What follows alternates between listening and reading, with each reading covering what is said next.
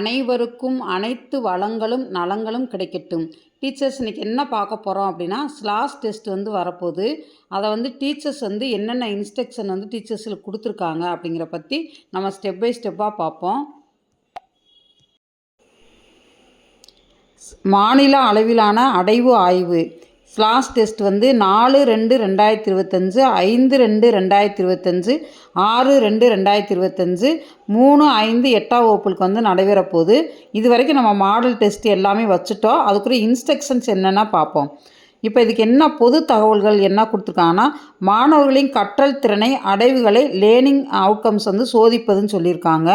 தமிழ்நாட்டில் அனைத்து மாவட்டங்களில் 414 ஒன்றியங்களில் வந்து 48,24 பள்ளிகளில் பயிலும் 15 லட்சம் மாணவர்களுக்கு தேர்வுகள் வந்து நடைபெறுதுன்னு சொல்லியிருக்காங்க. அது எங்கெங்கே அப்படின்னா, தொடக்க, நடுநிலை, உயர்நிலை, மேல்நிலை பள்ளிகள் நடைபெறும் அப்படின்னு சொல்லி கொடுத்துருக்காங்க. இப்போ இது எப்போ நடைபெறுது அப்படின்னா, பிப்ரவரி 4, 5, 6 தேதிகளில் நடைபெறுது அப்படின்னு சொல்லியிருக்காங்க. 3, 5, 8 ஆகிய வகுப்புகளுக்கு மட்டும் நடைபெறும் அப்படின்னு சொல்லி கொடுத்துருக்காங்க.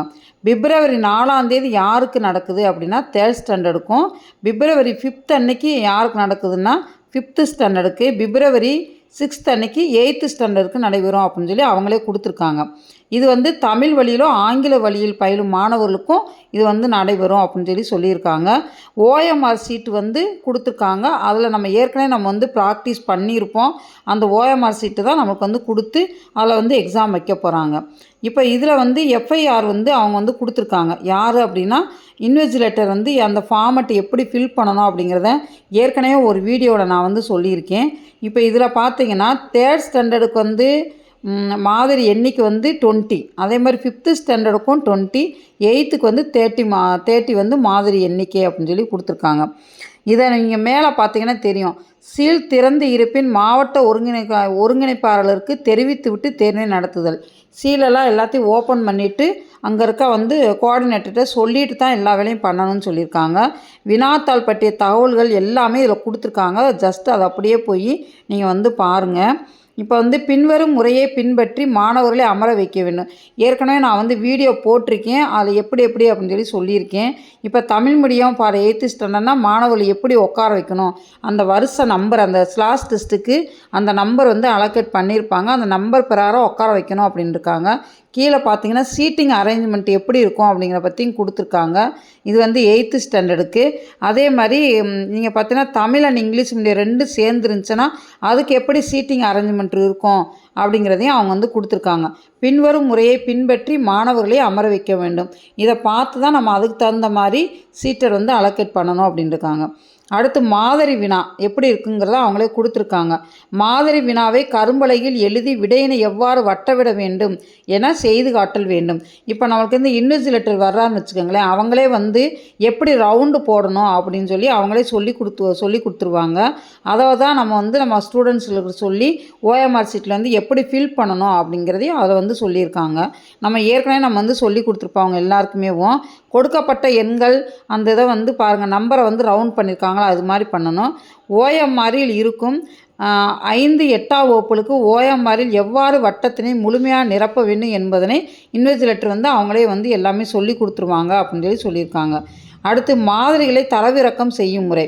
இப்போ இந்த மாதிரியில் வந்து எப்படி தரவிறக்கம் செய்யணும் அப்படின்னு சொல்லியிருக்காங்க. இந்த டெஸ்ட்டு வந்து மாடல் டெஸ்ட் வைக்கிறாங்க. அது எப்படி நம்ம போய் தரவிறக்கம் பண்ணால், எமிஸில் போய் ஸ்கூல் லாகினில் போய் ஸ்லாஸ் 2025 நான் இதுக்கு முன்னாடி இருக்க வீடியோ போட்டிருக்கேன். அதில் பார்த்தாவே உங்களுக்கு தெரியும். கிளாஸஸ் அதில் வந்து ட்ராப் அவுட் சில்ட்ரன் யார், அதுமாதிரி ப்ரெசன்ட் எத்தனை பேர், ஆப்சண்ட் எத்தனை பேர், ப்ரெசன்ட் எப்படி போடணும் அப்படிங்கிறது எல்லாமே இதுக்கு முன்னாடி இருக்க வீடியோவில் சொல்லியிருக்கேன். இதில் இருந்து சீட்டிங் அரேஞ்ச்மெண்ட்டு அது எப்படி பண்ணணும் அப்படிங்கிற பற்றியும் இது வந்து சொல்லியிருக்காங்க. அடுத்து பார்த்திங்கன்னா OMR சீட்டு வந்து நம்ம ஏற்கனவே வந்து ஃபில் பண்ணுறது எப்படிங்கிறதை ப்ராக்டிஸ் பண்ணியிருப்போம். OMR சீட்டு வந்து எந்த காலத்தை கொண்டு நம்ம வந்து ஜெல் பேனாவில் எழுதக்கூடாது. அதை வந்து நம்ம வந்து பால் பாயிண்ட் பேனாவில் பிளாக்கு இல்லைன்னா ப்ளூவில் தான் எழுதணும். அதை வந்து நம்ம ஸ்டூடெண்ட்ஸுகளுக்கு வந்து சொல்லி கொடுத்துருங்க. ஓஎம்ஆர் ஷீட்டை வீட்டுக்கு கொண்டு போயிடக்கூடாது. அதை மறந்துடாமல் நம்ம வாங்கி வந்து வச்சுக்கணும். அதை கிழிக்கவோ அதை வந்து இந்த இதை வச்சு ரப்பரை வச்சு எரேஸ் பண்ணவோ அதை பண்ணக்கூடாது அப்படிங்கிறதையும் குறிப்பாக நீங்கள் வந்து இன்ஸ்ட்ரக்ஷன்ஸ் அவங்களுக்கு வந்து சொல்லிடுங்க.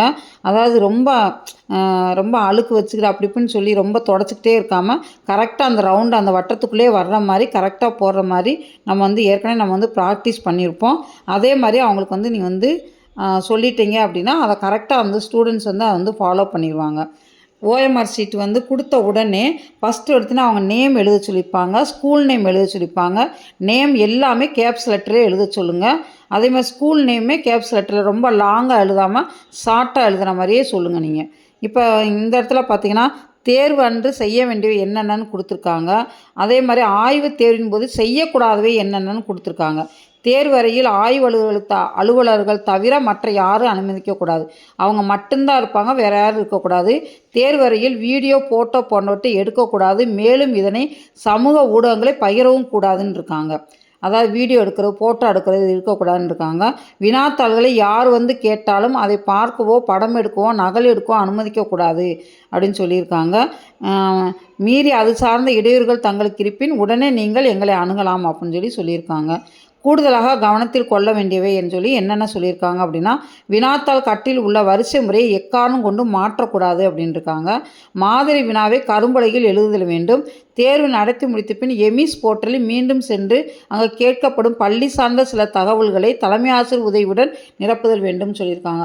ஏற்கனவே நான் வந்து போட்ட வீடியோவில் வந்து எப்படி அதை வந்து ஃபில் பண்ணணும், என்னென்ன செய்யணும் அப்படிங்கிற பற்றி எல்லாமே நான் அதை வந்து சொல்லியிருக்கேன். அந்த ஃபஸ்ட்டு வீடியோவோட லிங்க்கையும் இதில் கொடுக்குறேன். நீங்கள் அதை பார்த்தாவே நீங்கள் வந்து அதை வந்து தெரிஞ்சுக்கிறீங்க என்னென்ன பண்ணலாம் அப்படின்னு. இது எல்லாமே யாருக்கு சொல்லியிருக்காங்கன்னா இன்விஜிலேட்டருக்கு சொல்லியிருக்காங்க. இருந்தாலும் அவங்க வந்த உடனே நீங்கள் இதெல்லாம் சரியாக இருக்கா அப்படிங்கிறத நீங்கள் வந்து செக் பண்ணிக்கோங்க எல்லாமே. ஏன்னா முக்கியமானது இதுதான். மறக்காமல் இந்த சேனலை வந்து லைக் பண்ணுங்கள், ஷேர் பண்ணுங்கள், சப்ஸ்கிரைப் பண்ணுங்கள். தேங்க்யூ.